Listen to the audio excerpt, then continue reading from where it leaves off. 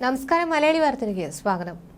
മുല്ലപ്പെരിയാറിൽ പുതിയ ഡാം വേണമെന്ന ആവശ്യവുമായി മുമ്പ് പ്രക്ഷോഭ രംഗത്ത് ഉണ്ടായിരുന്ന സംഘടനകൾ വീണ്ടും രംഗത്ത്.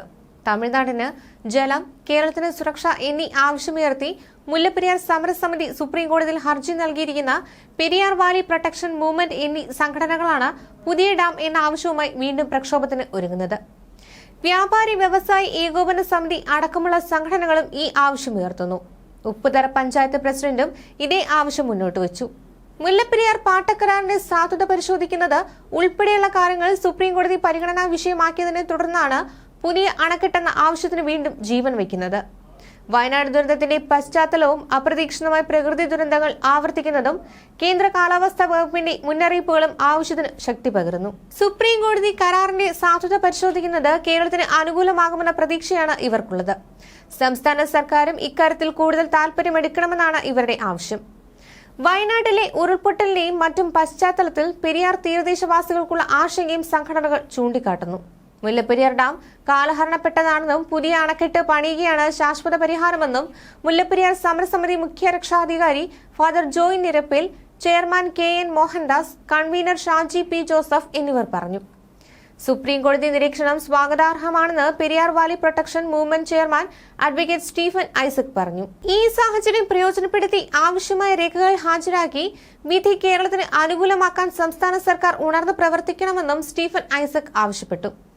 മുല്ലപ്പെരിയാർ പ്രശ്നത്തിന് പരിഹാരമുണ്ടാക്കാൻ കേന്ദ്ര സംസ്ഥാന സർക്കാരുകൾ തയ്യാറാകണമെന്നും വയനാട് ദുരന്തത്തിന്റെ പാഠം ഉൾക്കൊണ്ട് തമിഴ്നാട് സർക്കാർ ഇതിനോട് സഹകരിക്കണമെന്നും Upputhara panchayat president James K Jacob പറഞ്ഞു.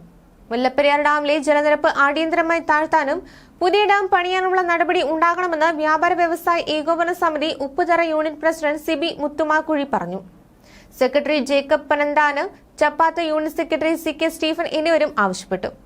സർക്കാരുകളുടെ കണ്ണുതുറപ്പിക്കാൻ ശക്തമായ പ്രക്ഷോഭം തുടങ്ങുമെന്നും സംഘടനകൾ അറിയിച്ചു. വിവിധ രാഷ്ട്രീയ നേതാക്കളും സംഘടനകളും ഇതേ ആവശ്യം ഉന്നയിച്ച് രംഗത്തെത്തിയിട്ടുണ്ട്. അതിനിടെ മുല്ലപ്പെരിയാർ അണക്കെട്ടിന്റെ ബലക്ഷയം കേരളത്തിന്റെ കെട്ടുകഥയാണെന്ന തമിഴ്നാടിന്റെ വാദങ്ങൾ പൊളിയുന്നു.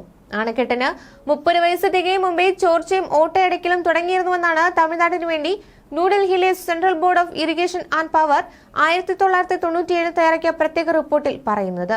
1928 അണക്കെട്ടിലെ ചോർച്ച മൂലമുള്ള അപകടാവസ്ഥ ബ്രിട്ടീഷ് എഞ്ചിനീയർമാർ ചൂണ്ടിക്കാട്ടിയത്. തുടർന്നുള്ള ഓട്ടയടയ്ക്കൽ ശ്രമങ്ങളെ ചൊല്ലി വിദേശികളായ എഞ്ചിനീയർമാർക്കിടയിൽ അഭിപ്രായ വ്യത്യാസങ്ങൾ ഉണ്ടായിരുന്നതായും സൂചനയുണ്ട്.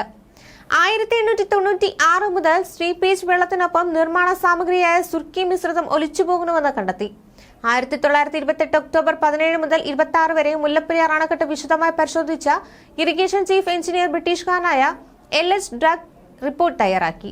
സുർക്കി നഷ്ടപ്പെട്ടതിനാൽ അണക്കെട്ടിന്റെ ജലമുഖത്തെ പ്ലാസ്റ്ററിംഗിൽ നിരവധി വിടവുകളുണ്ടായി. ഇതിലൂടെ ഡാം ഭിത്തിക്കുള്ളിലേക്ക് ജലം തള്ളിക്കയറിയെന്നും അണക്കെട്ടിന്റെ മുകളിൽ വീഴുന്ന മഴവെള്ളവും ഭിത്തിക്കുള്ളിലേക്ക് അരിച്ചിറങ്ങാൻ സാധ്യതയുണ്ടെന്നുമായിരുന്നു റിപ്പോർട്ടിന്റെ ഉള്ളടക്കം.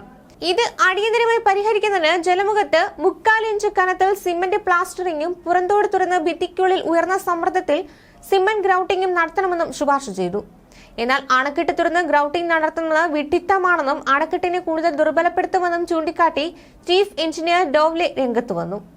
ഇത് അവഗണിച്ച് അണക്കെട്ടിന്റെ അടിത്തട്ടിൽ നിന്ന് 136 അടിക്ക് മുകളിൽ പാരപ്പറ്റിൽ നിന്ന് 20 അടി താഴ്ചയിൽ തുറന്ന് സിമന്റ് ഗ്രൗട്ടിംഗ് നടത്തി. 1931 മാർച്ച് 5 ഈ അറ്റകുറ്റപ്പണി പൂർത്തിയാക്കി. ദീർഘകാലത്തേക്ക് അണക്കെട്ടിലെ ചോർച്ച തടയാൻ അത് പര്യാപ്തമാകുമെന്നായിരുന്നു കണക്കുകൂട്ടൽ. എന്നാൽ 1950 ആയപ്പോഴേക്കും വീണ്ടും ചോർച്ചയുടെ അളവ് കൂടി. 1928 12 ഇരട്ടി സിമന്റ് ഉപയോഗിച്ചാണ് അന്ന് ഈ ചോർച്ച അടച്ചത്.